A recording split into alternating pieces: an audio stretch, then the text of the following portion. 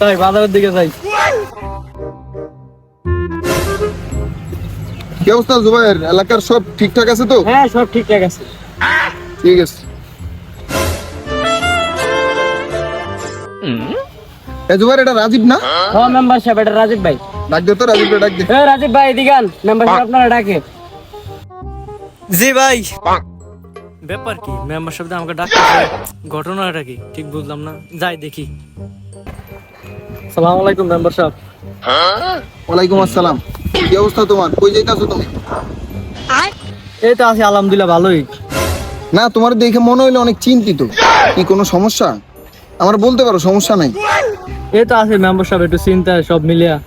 এই সামনে ঈদ আসতেছে, অনেক টাকা পয়সার ব্যাপার, কেনাকাটা করা লাগবে। আর কোনো টাকা পয়সা নাই, কি করবো ভাইবা ফুল পাইতেছি না। তা অবশ্য ঠিক বলছো, সামনে ঈদ, অনেক টাকা পয়সার ব্যাপার। আচ্ছা ব্যাপার না, তুমি কোনো চিন্তা করো না। আমি এলাকার মেম্বার যেহেতু, আর আমার এলাকার মানুষ অসহায়, সামনে ঈদ রেখা মন খারাপ করে থাকবো, বিষয়টা আমি দেখতাছি। তুমি এটা লইয়া কোনো টেনশন করো না, ঠিক আছে? তুমি সন্ধ্যার পরে আমার অফিসে আইসো, আমার অফিসে দেখা করো, ঠিক আছে? জুবাইর, রাজীব রে আমার একটা ভিজিটিং কার্ড দিয়ে দাও তো।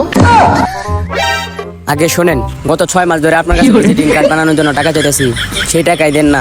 এখন ওনারা কার্ড দেবো কোত্থেকে?